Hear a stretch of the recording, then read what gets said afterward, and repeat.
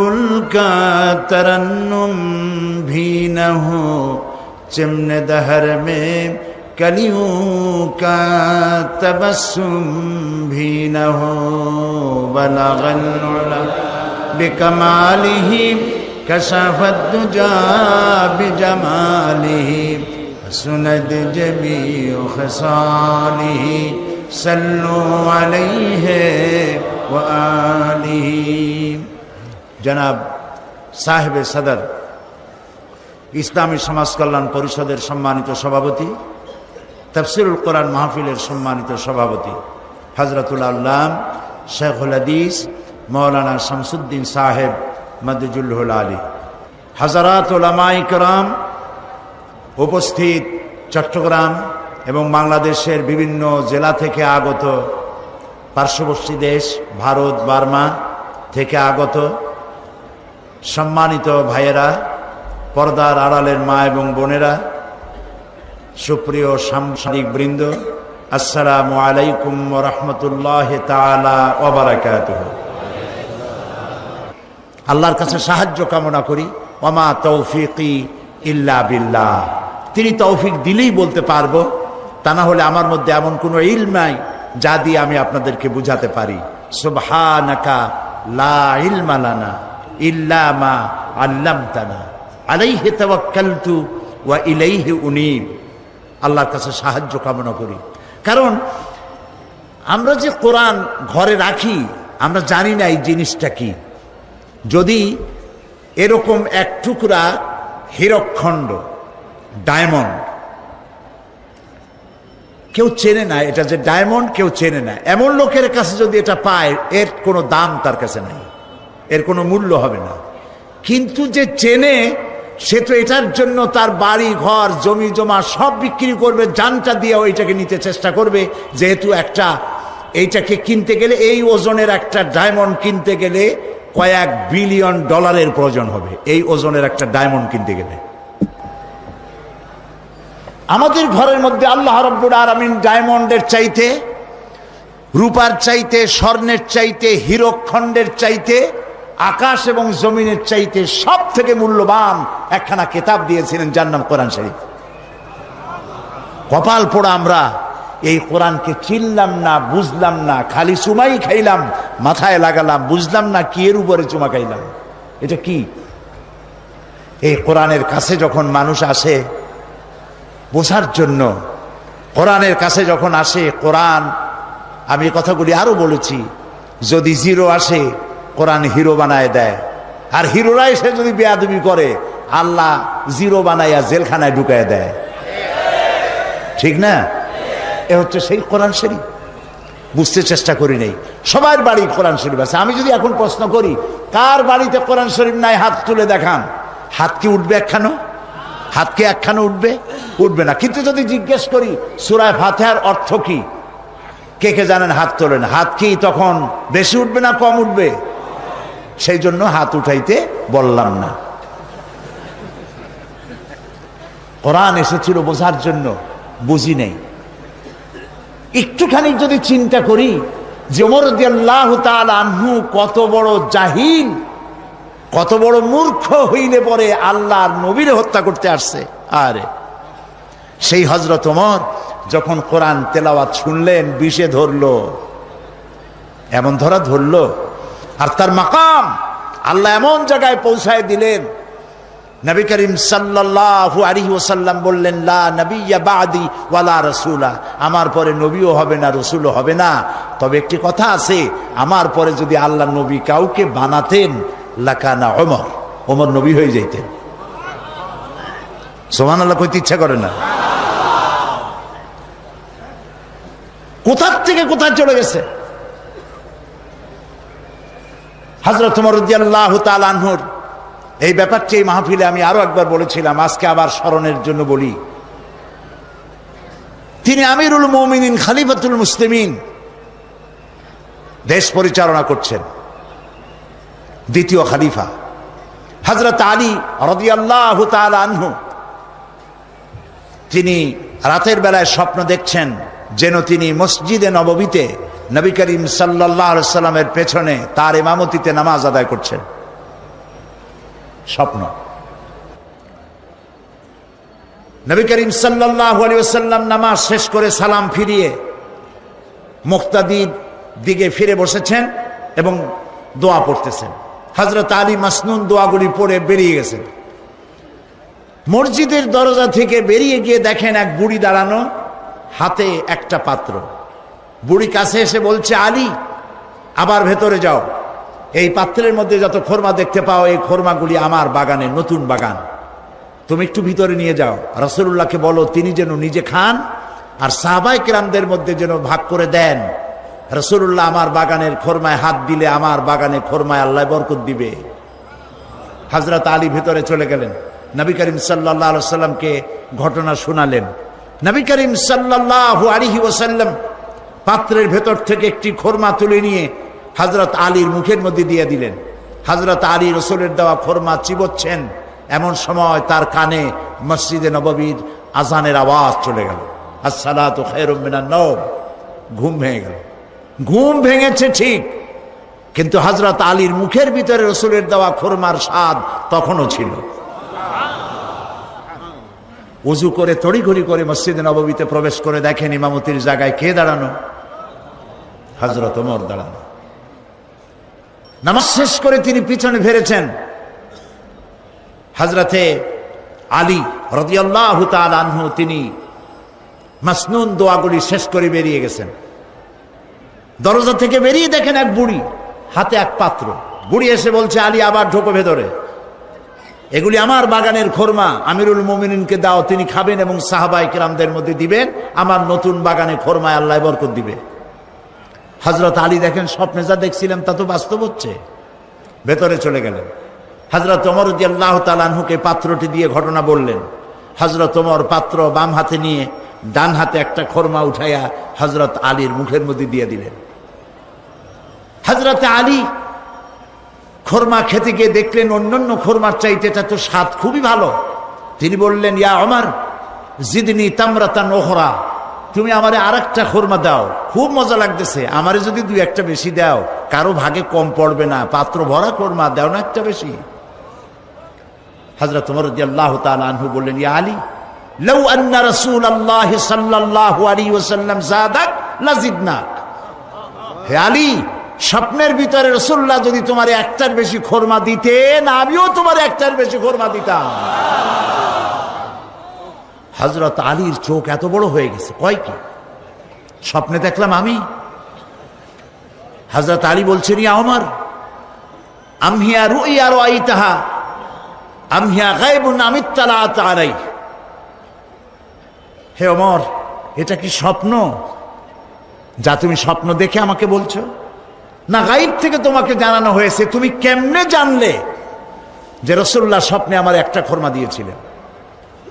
হযরত ওমর রাদিয়াল্লাহু তাআলা আনহু বলছেন, ওয়াল্লাহি মা হিয়া রুইয়া ওয়ালা গায়ব। হে আলী, আল্লাহর কসম, এটা স্বপ্নও নয়, এটা গায়েব থেকেও আমাকে জানানো হয়নি। মূল বিষয়টা হলো ওয়ালাকিন্নাল মুমিনা ইযা আখলাসা কলবাহু ইয়ারা বিনুরিল্লাহ। মূল কথা হলো একটি মানুষ যখন পা থেকে মাথা পর্যন্ত আল্লাহর জন্য হয়ে যায় তখন সে আল্লাহর সাহায্যই দেখতে পায়। হযরত ওমর রাদিয়াল্লাহু তাআলা আনহু কোথায় ছিলেন আর আল্লাহ তাকে কোথায় উঠায় দিলেন? এই কোরআনের বরকতে। সুবহানাল্লাহ বলুন। এই কোরআনের বরকতে। সেই কোরআন আমাদের প্রত্যেকের ঘরে আছে, কিন্তু কোরআন থেকে কিছুই নিতে পারলাম না। আরে কিছুই নিতে পারলাম না। عن ابن عمر رضي الله تعالى عنهما قال قال رسول الله صلى الله عليه وسلم لا حسد إلا على اثنين। হযরত ইবনে ওমর রাদিয়াল্লাহু তাআলা আনহু বলছেন, দুই ব্যক্তি ছাড়া কারো সাথে ঈর্ষা করা যায় না, প্রতিযোগিতা করা যায় না। সে দুই ব্যক্তিকে, এক ব্যক্তি হচ্ছে রাজুলুন আতাহুল্লাহুল কুরআনা ফাহুয়া ইয়াকুমু বিহি আনা আল-লাইলি ওয়া আনা আন-নাহার। আল্লাহ যাকে কোরআনের ইলম দিয়েছেন এবং সেই কোরআনের ইলম দিয়ে নিজেকে প্রস্তুত করেছে, এই কোরআনের দাওয়াত মানুষকে দেয় এবং কোরআন প্রতিষ্ঠার আন্দোলনে নিজেকে শরীক করেছে, তার সাথে হাসাদ করা যায় যে আমি ওর মতো হইলাম না কেন, ওর মতো আমার হওয়া উচিত। আরেক ব্যক্তি হচ্ছে ওয়ারাজুলুন আতাহুল্লাহু মালান ফাহুয়া ইউনফিকু মিনহু আনা আল-লাইল ওয়া আনা আন-নাহার। আর যে ব্যক্তিকে আল্লাহ পাক ধন সম্পদ দান করেছেন, এই ধন সম্পদ দিয়ে সে আল্লাহর দ্বীনকে প্রচার করার জন্য আল্লাহর রাস্তায় খরচ করতেছে। তার মতো হওয়ার জন্য প্রতিযোগিতা করা যায়, তার মতো হওয়ার জন্য প্রচেষ্টা করা যায়, হাসাদ করা যায় তার সাথেও। নবী করিম সাল্লাল্লাহু আলাইহি ওয়াসাল্লাম আরো বলছেন, আন উমর ইবনুল খাত্তাব রাদিয়াল্লাহু তাআলা আনহু قال قال رسول الله صلى الله عليه وسلم إن الله يرفع بهذا الكتاب أقواما ويضع به آخرين। আল্লাহ তাআলা এই কোরআনের কারণেই, এই কোরআন দিয়েই কোন জাতিকে আল্লাহ তাআলা উন্নত করেন, আবার এই কোরআনের কারণেই কাউকে অধপাতিত করেন। এই পৃথিবীতে যারা মুসলমানেরা যখন পৃথিবীতে সুনাম অর্জন করেছিল, পৃথিবীতে যখন তারা মাথা উঁচু করে দাঁড়িয়েছিল, সেটা কোরআনের বরকতেই। আর যখন কোরআন থেকে তারা দূরে সরেছে, তখনই তাদের উপরে এসেছে আল্লাহর গজব। এটা ঠিক কিনা বলুন? সুতরাং আমাদের বিজয় নির্ভর করে কোরআন ভিত্তিক জীবন যাপনের উপরে। ইতিহাস সাক্ষী, মুসলমানেরা যতদিন কোরআনের সাথে ছিল, আল্লাহ তাদেরকে বিজয় দিয়েছেন। আর কোরআন থেকে দূরে এসেছে, তখন থেকে তাদের উপরে আল্লাহর রহমত তাদের উপর থেকে চলে গিয়েছে। আমি গত আগস্ট মাসের প্রথম সপ্তাহে আমার স্পেন সফর ছিল। আমি স্পেনের বহুত ওয়াজ করেছি, কিন্তু স্পেন আমি চোখে দেখি নাই। মুসলমানদের বিজয় যদি কোরআনের উপরে মুসলমানেরা থাকে, তাহলে আল্লাহ তাআলা তাদেরকে কিভাবে সাহায্য করেন, আর কোরআন থেকে ইসলাম থেকে সরে গেলে পরে কি বিপদ হয়, আমি আমার চোখে দেখে এসেছি। আমি সেই আমার চোখে দেখা স্পেনের ঘটনা আমি আপনাদের সামনে এই সুযোগে বলে নিতে চাই। 711 খ্রিস্টাব্দ থেকে 1492 খ্রিস্টাব্দ পর্যন্ত সুদীর্ঘ 800 বছর আমরা শাসন করেছি স্পেন, পর্তুগাল এবং ফ্রান্স। মুসলমানেরা যখন ভোগবিলাসে মাতোয়ারা হয়ে গেল, তখন তারা স্পেন ছাড়তে বাধ্য হলো। মৃত্যু, ধ্বংসস্তূপ এবং ধর্মান্তর হওয়ার শিকার হয়ে গেল তারা। তাদের মসজিদ সমূহ বিরান হয়ে গেল, মসজিদগুলো থিয়েটার হয়ে গেল, শরাবখানায় পরিণত হয়ে গেল। দীর্ঘ 500 বছর পর, মুসলমানেরা স্পেন ছাড়ার 500 বছর পর গ্রানাডায় একটি মসজিদ তৈরি করা হলো। সেই মসজিদে মুসলমানদের, স্পেনে মুসলমানদের পরাজয়ের 500 বছর পর প্রথম যে আজান উঠলো যে মসজিদে, সেই মসজিদে আমার দাওয়াত হলো। সেই উপলক্ষে আমি সেখানে গেলাম এবং ইতিহাসের কথা আমার মনে পড়ল। গত আগস্ট মাসের 4 তারিখে ছিল আমার স্পেন সফর।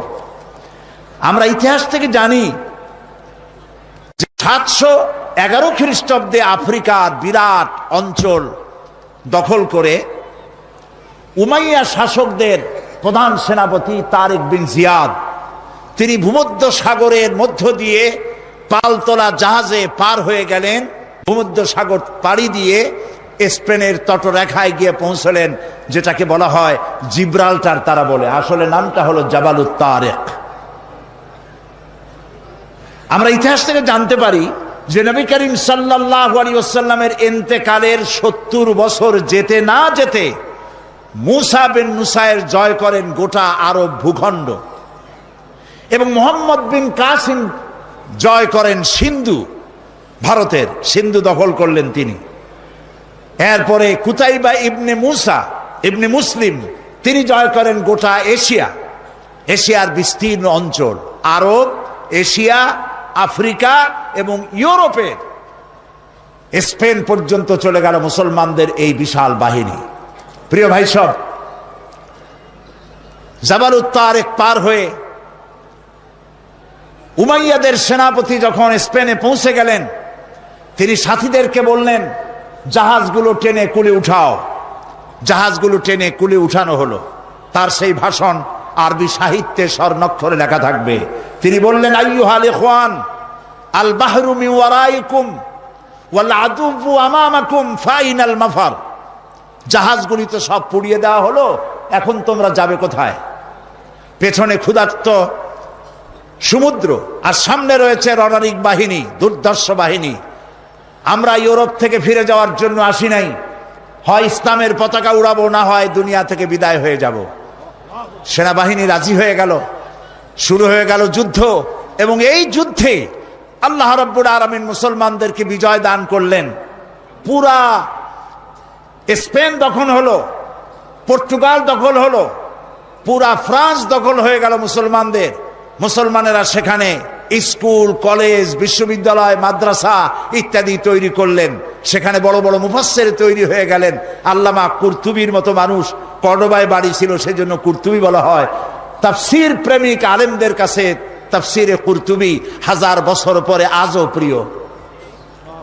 মনীষার অঙ্গরে চলে এলেন ইবনে রুশদ, চলে এলেন আল্লামা কুরতুবী, আল্লামা আন্দুলুসি চলে এলেন, এবং তারা জ্ঞান বিজ্ঞানের যে বিশাল গবেষণাগার তৈরি করলেন।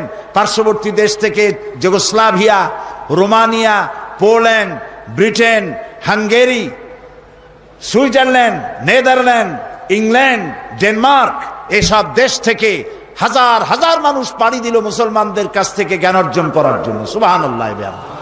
প্রিয় ভাই সব, আজ আমরা সন্ত্রাসী হয়ে গেছি, মুসলমানদের সন্ত্রাসী বলা হয়।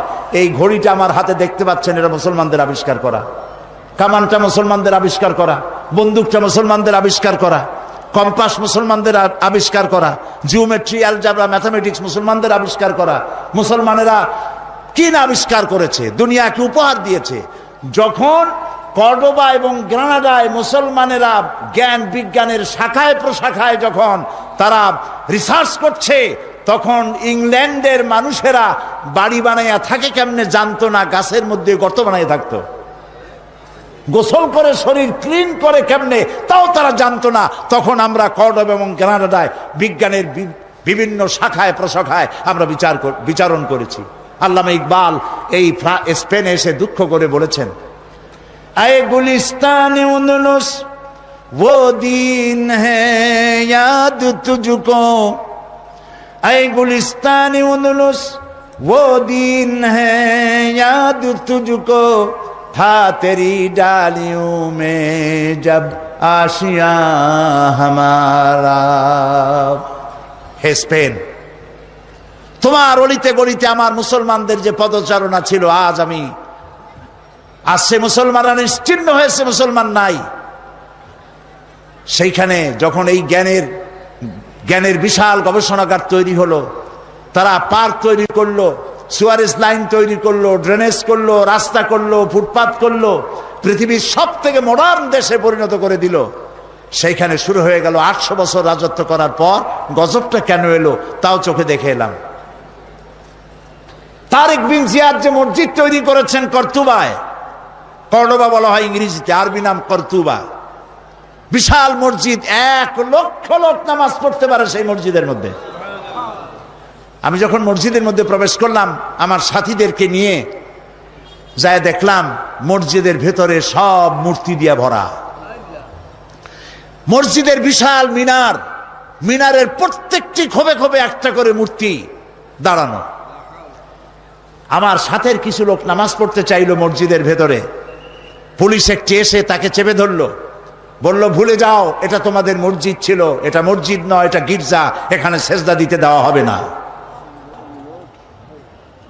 বুক ফেটে কান্না আসতে লাগলো। এটা ছিল সেই কর্ডোবার মসজিদ। যখন মুসলমানেরা তাদের যখন পরাজয় এলো, পারস্পরিক সন্দেহ ঘনীভূত হতে লাগলো, একজন আরেকজনকে মানে না, নেতৃত্ব মানে না, ভোগ বিলাসে মাতোয়ারা হয়েছে, বিলাসী হয়েছে, আয়াস হয়েছে। আল্লাহর গজব এসে গেল, শুরু হলো যুদ্ধ। ইসাবেলা 1 এপ্রিল মাসের 1 তারিখে যুদ্ধের ঘোষণা দিলেন। যুদ্ধ শুরু হলো, সমানে মুসলমান মরতে লাগলো। তারা প্রস্তুত ছিল না, সমানে মার যেখানে পায় সেখানে। মুসলমানেরা মার খেতে খেতে হয়রান হয়ে গেল।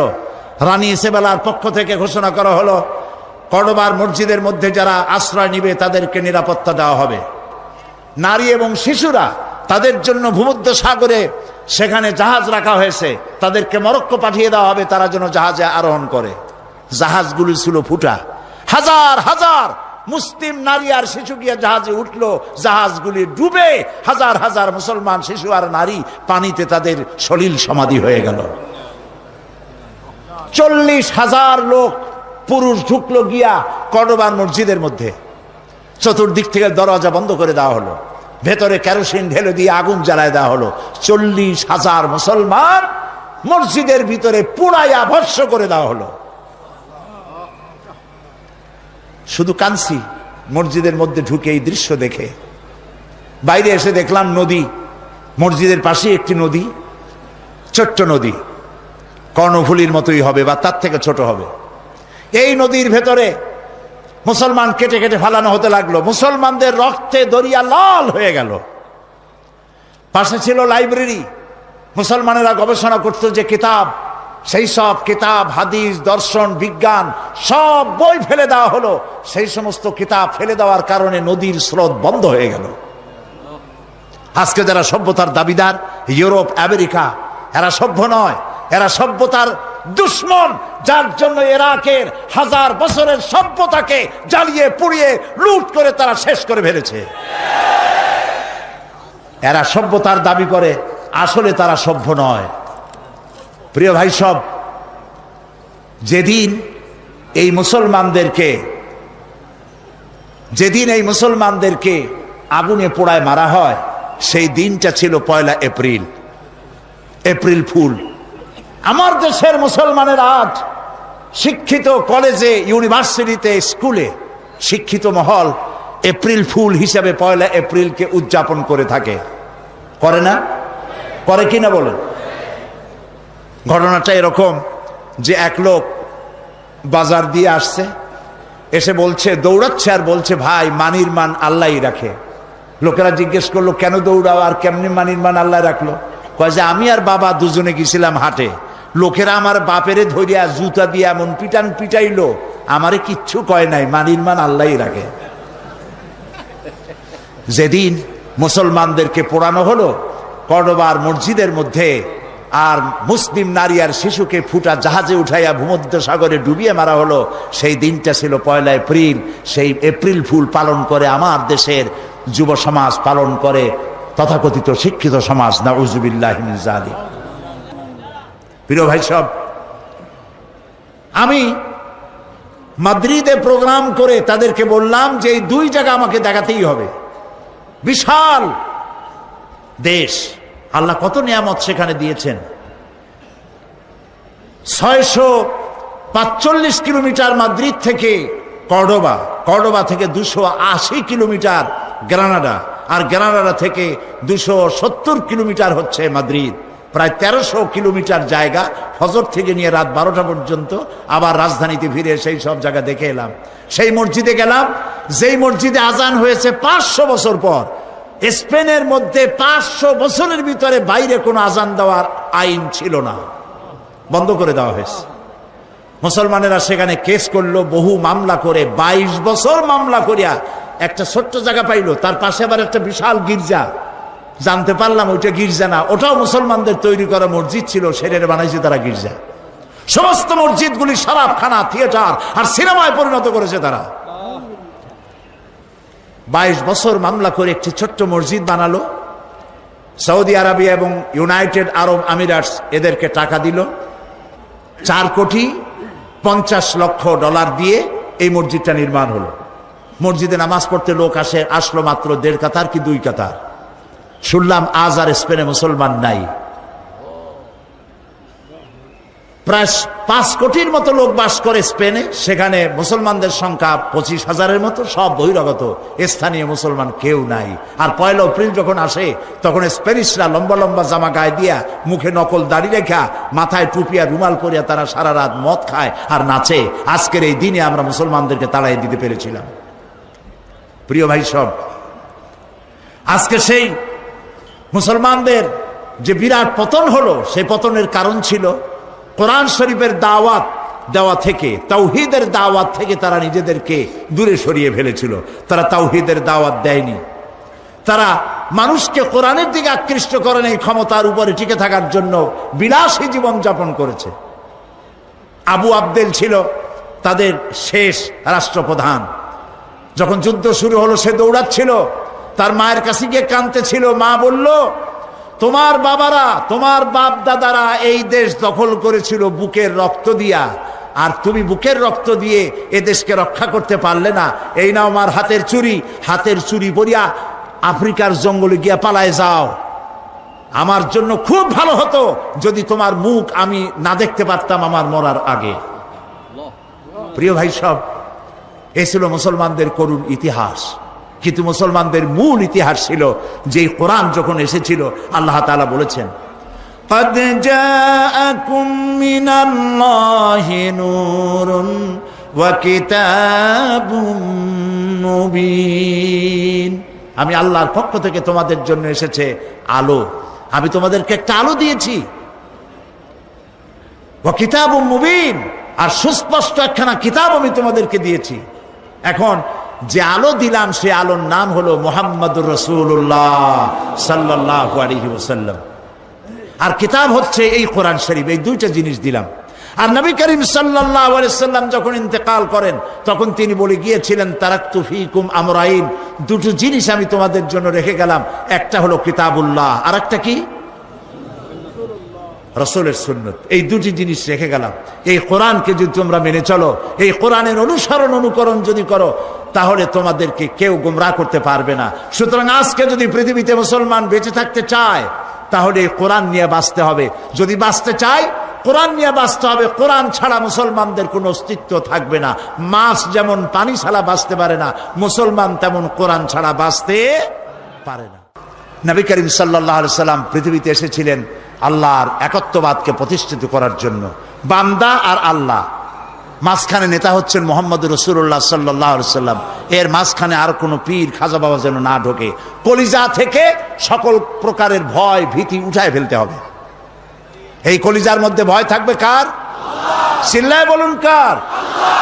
আর এই কলিজার মধ্যে মহব্বত থাকবে কার? আল্লাহ এবং রাসূলের। আল্লাহ এবং রাসূলের। প্রিয় ভাই সব, কোরআনে কারীম সর্বোত্তম ব্যক্তি কে? নবী করিম সাল্লাল্লাহু আলাইহি সাল্লাম বলেছেন, খায়রুকুম মান তাআল্লামাল কুরআনা ওয়া আল্লামাহু। তোমাদের মধ্যে উত্তম হচ্ছে সেই ব্যক্তি যে ব্যক্তি নিজে কোরআন শেখে এবং অপরকে শিখায়। কারণ কোরআন হচ্ছে ফুরকান। আল্লাহ তাআলা বলছেন, তাবারাকাল্লাযী নাযালাল ফুরকানা আলা আবদিহি লিয়াকুনা লিল আলামিনা নাযীরা।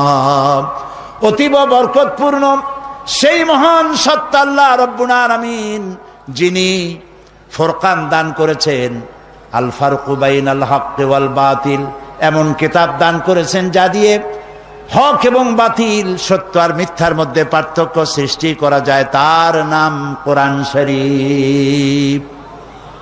কোরআন যদি বুঝতে পারি তাহলে অন্ধকার থেকে আমরা বাঁচতে পারবো। কোরআন যদি বুঝতে পারি জাহালাত থেকে আমরা বাঁচতে পারবো। এই জন্য কোরআন শরীফ ধীরে ধীরে পড়া, বুঝে পড়া এবং সেটাকে আমল করা, এই জন্যই কোরআন নাজিল হয়েছে।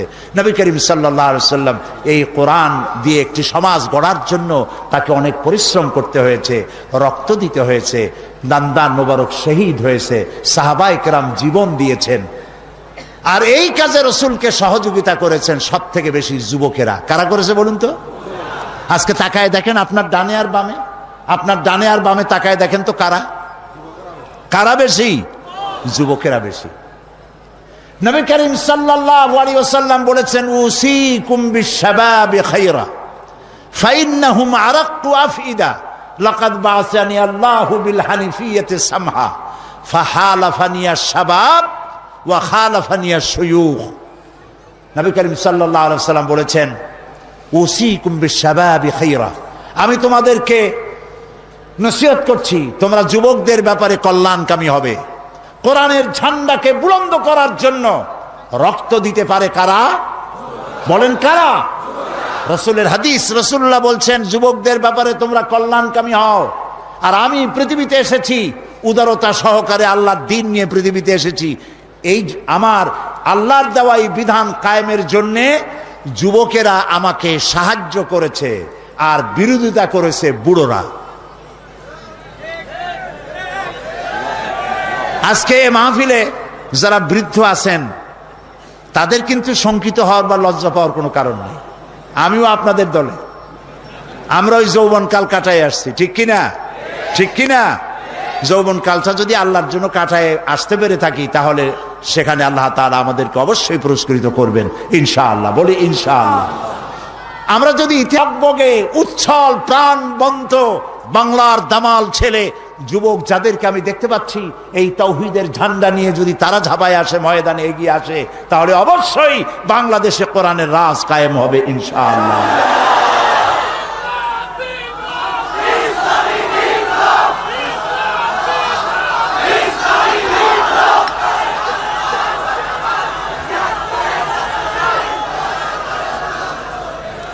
প্রিয় ভাই সব, আমরা দেখতে পাই যুবকরা যে সব থেকে বেশি কোরআনের জন্য যারা জীবন দিলেন, যুবকরাই তার মধ্যে বেশি ছিল। হযরতে আব্দুল্লাহ, যার নাম ছিল আব্দুল উজ্জা, আব্দুল উজ্জা, বয়স ছিল 20 বছর। নবী করিম সাল্লাল্লাহু আলাইহি সাল্লামের পর ঈমান আনার জন্য মন ছিল তার খুবই কাতর, কিন্তু চাচার অধীনে ছিলেন বলে তিনি আসতে পারতেছিলেন না। নবী করিম সাল্লাল্লাহু আলাইহি সাল্লাম হিজরত করলেন। আব্দুল উজ্জার মন কাঁদতে লাগলো যে ইসলাম কবুল করতে পারলাম না। তিনি চলে গেলেন চাচার কাছে, বললেন, চাচা, মুহাম্মদ সাল্লাল্লাহু আলাইহি সাল্লাম যে আখিরি জামানার পয়গম্বর, সে ব্যাপারে আপনার মত কি? তিনি বললেন, আমারও তো তাই মনে হয়। আচ্ছা, আপনি কি ঈমান আনবেন? কয় না, ঈমান আনবো না। আব্দুল উজ্জা বলল, আমি তো চিন্তা করছিলাম আপনি ঈমান আনবেন, আর তাই দেখে আমি ঈমান আনবো, কিন্তু আমার তো কপাল খারাপ, আপনি ঈমান আনলেন না। তাহলে আপনি সাক্ষী থাকুন, আমি কিন্তু মুসলমান আগেই হয়ে গেছি মনে মনে। আপনারে শুনাইয়া পড়লাম লা ইলাহা ইল্লাল্লাহু মুহাম্মাদুর রাসূলুল্লাহ।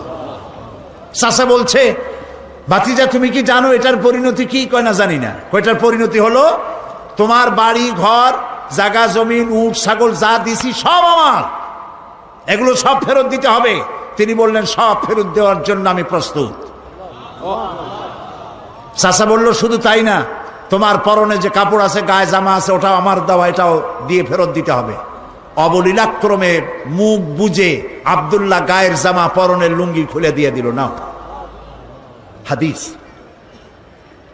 আব্দুল্লাহ, আব্দুল উজ্জা তখন নাম, তিনি এই ল্যাংটা অবস্থায় মায়ের কাছে গিয়ে হাজির হলেন। মা তার উলঙ্গ যুবক ছেলেকে দেখে 2 হাতে চোখ চেপে ধরেছেন, নিজের চোখ। বললেন, তোমার এই দুর্দশা কেন? ছেলে বলল, মা, ঈমান আনতে গিয়ে সব হারাইছি, কিন্তু ঈমান হারাই নাই। তুমি আমার কাছে কি চাও?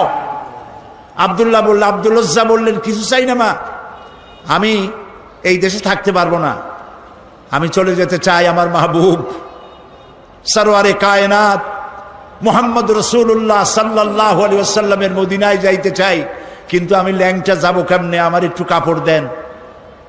মা বলল, আমার কাছে তো অতিরিক্ত কাপড় নাই, আছে একটা ছেঁড়া কম্বল। দেন সেইটা। ছেঁড়া কম্বলটা পরলেন, সেটা হাঁটু ঢাকলো না। এই অবস্থায় পায়ে হেঁটে দিনের পর দিন খেয়ে না খেয়ে যুবক আব্দুল্লাহ আব্দুল উজ্জা চলে গেলেন মসজিদে নববীতে। মসজিদে নববীতে বসে আছেন, হাঁটুর উপরে কাপড়, যুবক বসা, মাথার চুল উস্কো খুস্কো, ক্ষুদায় চক্ষু কোটরগত।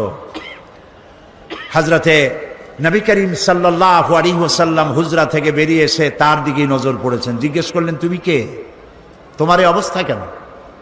আব্দুল উজ্জা নিজের নাম বললেন আর ঘটনা শুনাইলেন। নবী করিম সাল্লাল্লাহু আলাইহি ওয়াসাল্লাম বললেন, তোমার নাম আব্দুল উজ্জা নয়, তোমার নাম আব্দুল্লাহ। আসহাবে সুফফা তাদেরকে বললেন, একে কোরআন শরীফ শিখাও। আসহাবে সুফফা তাকে কোরআন শরীফ শিখাইতো, এবং তিনি কোরআন শরীফ চিল্লায় চিল্লায় পড়তেন, জোরে জোরে পড়তেন। আসহাবে সুফফা নবী করিম সাল্লাল্লাহু আলাইহি ওয়াসাল্লামকে অভিযোগ করলেন যে তার চিল্লানির জ্বালায় আমরা ঘুমাইতে পারি না। আল্লাহর নবী বলেন, ও আমার সাহাবীরা, আব্দুল্লাহ তার ঈমান আনার জন্য সব ছেড়ে এসেছে, এমনকি পরনের কাপড়টাও আনতে পারে নাই, তারে চিল্লাইতে দাও, প্রাণ ভরে তাকে তেলাওয়াত করতে দাও, কারণ চড়া দাম দিয়া সে ঈমানকে রক্ষা করেছে। ইত্যাবসারী তাবুকের যুদ্ধ শুরু হয়ে গেল, যুদ্ধের দামামা বেজে উঠল। নবী করিম সাল্লাল্লাহু আলাইহি ওয়াসাল্লাম সাহাবায়ে কেরামদের কাছে, সাহাবায়ে কেরামের কাছে চাঁদা চাইলেন।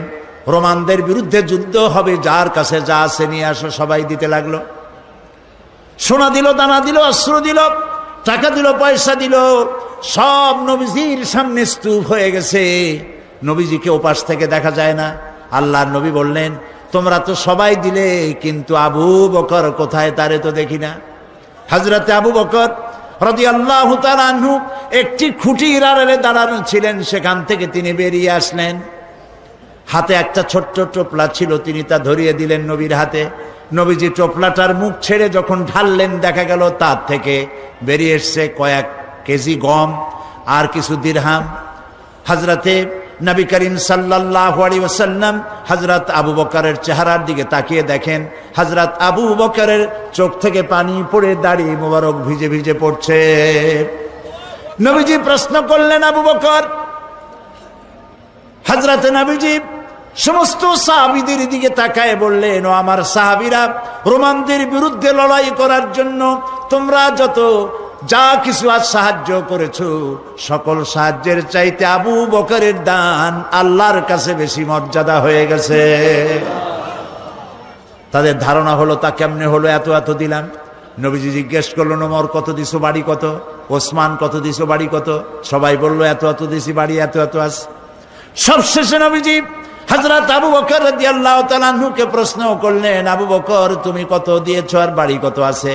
হযরত আবু বকর রাদিয়াল্লাহু তাআলা আনহু বললেন, ইয়া রাসূলুল্লাহি, আবু বকরের ঘরে জাগতিক সম্পদ বলতে যা বুঝায় সব এনে নবীজির কদম মোবারকে হাজির করে দিয়েছি। আমি আবু বকরের ঘরে আল্লাহ এবং রাসূল ছাড়া কোনো জিনিস আর এখন বাকি নাই। নবীজি 30,000 সৈন্য নিয়ে আগালেন জিহাদের জন্য। পথিমধ্যে হযরতে আব্দুল্লাহ নবীজির সামনে এসে দাঁড়ালেন, বললেন, ইয়া রাসূলুল্লাহ, আমি আমার নজরে তাকায় দেখলাম সাহাবায়ে কেরাম যার কাছে যা ছিল সব আপনার পায়ের উপরে, আপনার কদম মোবারক উৎসর্গ করেছে। আমার কিছু নাই, এই যুদ্ধে কিছুই দিতে পারলাম না। আমি শুধু দোয়া চাই, হে রাসূল, আমার সবচাইতে প্রিয় জীবনটা যেন এই জিহাদে আমি দান করে দিতে পারি।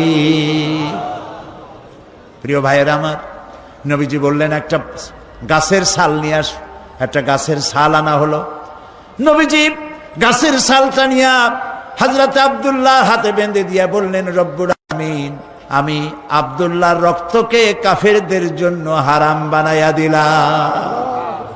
হযরত আব্দুল্লাহ বলেন, ইয়া রাসূলুল্লাহ, আমি চাইলাম শহীদ হওয়ার জন্য, আর আপনি আমার রক্ত কাফেরদের জন্য হারাম করে দিলেন। নবীজি বললেন, আব্দুল্লাহ, এখন যদি তোমার মত জ্বরেও হয়, শহীদি মৌত হয়ে যাবে। নবী করিম সাল্লাল্লাহু আলাইহি সাল্লাম রোমানদের সাথে লড়াই করার জন্য চলে গেলেন তাবুকে। রোমান সৈন্যরা যখন শুনেছে যে আল্লাহর নবী নিজে আসতেছেন আর তার সাথে রয়েছে 30,000 সৈন্য, 2 লক্ষ কাফের সৈন্য সমানে পালাইছে উল্টা দিকে, জিহাদের ময়দানে আর আসে নাই। রাসূলুল্লাহ তাবুকে পৌঁছে গেলেন। 20 দিন এখানে তিনি অপেক্ষা করলেন। একদিন নবীজির কানে খবর এলো, কেউ এসে খবর দিলেন, ইয়া রাসূলুল্লাহ, আপনি যে আব্দুল্লাহকে মহব্বত করেছিলেন, গাছের ছাল পরায় দিয়েছিলেন, সেই আব্দুল্লাহ কয়েকদিন জ্বরে ভুগে এই গত রাত্রে ইন্তেকাল করেছেন। নবীজি বললেন, তাকে দাফনের ব্যবস্থা করো। কাফন পরানো হলো, দাফনের ব্যবস্থা করা হলো। কবরের ভিতরে একজন নামলেন আর 2 জন বহন করে নিয়ে এলো লাশ। একজনে একটা বাতি ধরায় লাগলো, রাতের বেলায় টিম টিম করে বাতি জ্বলে। আর 2 জন বহন করে নিয়ে এলো লাশ। একজনে একটা বাতি ধরায় লাগলো, রাতের বেলায় টিম টিম করে বাতি জ্বলে। যিনি কবরে নেমেছেন তিনি বলছেন, তোমরা যে লাশ বহন করে আনতেছো, এই লাশের প্রতি, তোমাদের ভাইয়ের প্রতি আদব করো, যত্ন করো, সম্মান করে নিয়ে এসো, আদবের সাথে নামাও। যিনি কবরের ভেতরে বসে এই লাশ ধরলেন তিনি আর কেউ নয়, বিশ্বনবী মুহাম্মদুর রাসূলুল্লাহ সাল্লাল্লাহু আলাইহি সাল্লাম নিজে কবরে দাঁড়ায়া লাশ নামাইয়া দিলেন। যারা লাশ বহন করে আনলেন তারা ছিলেন হযরত আবু বকর, হযরত ওমর রাদিয়াল্লাহু তাআলা আনহুমা। যিনি বাতি ধরিয়ে রাখছিলেন তিনি হযরত বেলাল। নবী করিম সাল্লাল্লাহু আলাইহি সাল্লাম নিজ হাতে আব্দুল্লাহকে শোয়াই দিয়া কবরের উপরে সে মাটি দিয়ে নবীজি দুই হাত আল্লাহর দরবারে উঁচু করে বলেন, রব্বুল আলামিন, এই কবরের মধ্যে আব্দুল্লাহকে শোয়াই দিলাম। আজকের সন্ধ্যা পর্যন্ত আমি তোমার রাসূল আব্দুল্লাহর উপরে রাজি ছিলাম, আল্লাহ তুমি আব্দুল্লাহর উপরে রাজি আর খুশি হয়ে যাও। হযরত আব্দুল্লাহ ইবনে মাসউদ রাদিয়াল্লাহু তাআলা আনহু সেখানে দাঁড়ানো ছিলেন। তিনি বলতেছিলেন, আহারে, আজ যদি আব্দুল্লাহর লাশ না হয়ে আমার লাশ হইতো, আমার ভাগ্যটা খুলে যেত। প্রিয় ভাইয়েরা আমার, যারা আল্লাহর দ্বীনের জন্য জীবন দিলেন তারা যুবক ছিলেন। এই যুবকেরা আল্লাহর দ্বীন প্রতিষ্ঠার জন্য স্ত্রীর মায়া ভুলে গিয়েছে, মায়ের মায়া ভুলে গেছে, বাপ মায়ের মায়া ভুলে গেছেন।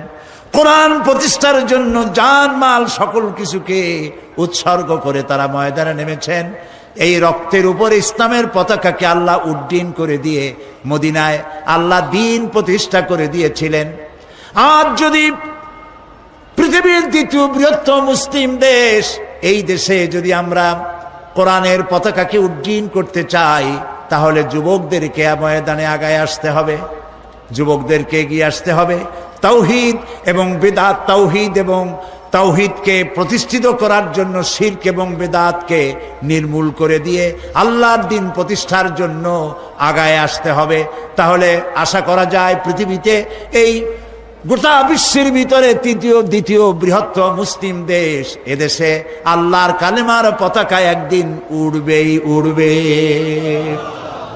ইনশাআল্লাহ। আমরা কি সেই আল্লাহর দ্বীনের পতাকা, কোরআনের পতাকা আমাদের দেশে উঠুক, এটা কি আমরা চাই? বলেন, এটা কি আমরা চাই? প্রিয় ভাই সব, কোরআনের আইন প্রতিষ্ঠার জন্য শুধু ওয়াজ শুনলে হবে না, আন্দোলনের শরীক হতে হবে। রাজি আছেন আপনারা? কোরআন প্রতিষ্ঠার আন্দোলনে শরীক হতে হবে। কোরআন যারা প্রতিষ্ঠা করতে চায় তাদের সাথে শরীক হতে হবে। অনেকে বলে যে এত দল, আমরা কোন দিকে যাব? বলেন এরকম, ইসলামের অনেকগুলি দল, আমরা কোন দিকে যাব? এরা খুব চালাক মানুষ। এত দল তাতে আপনার দরকার কি? আপনি যখন আপনার যখন অসুখ হয় তখন ডাক্তারের কাছে যান রুগী আপনার অসুখ দেখাইতে। এ কথা তো বলেন না যে এত ডাক্তার চট্টগ্রাম শহরে গিন্নার চোটে কোনো ডাক্তারের কাছে যায়নি, এটা আপনারা বলেন নাকি? কেস হয়েছে, মামলা হবে, এই মামলার জন্য উকিল ধরতে হবে।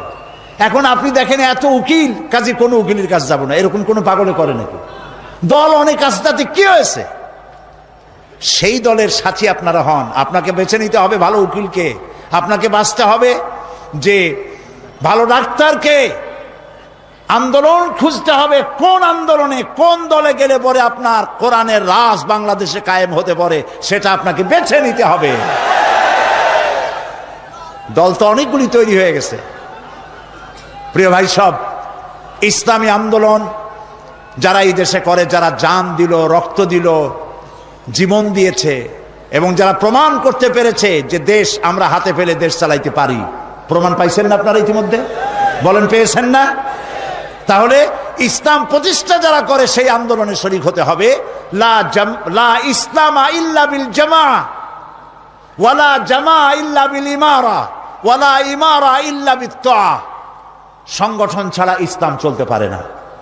এই জন্য সংগঠনভুক্ত হতে হবে আমাদের সকলকে, আমাদের সকলকে ইসলামী সংগঠনভুক্ত হতে হবে। আল্লাহ যেন আমাদেরকে ইসলামী আন্দোলন করার তৌফিক দান করেন, আমাদের সকলকে যেন দ্বীনি আন্দোলনে শরীক হওয়ার তৌফিক আল্লাহ দান করে দেন।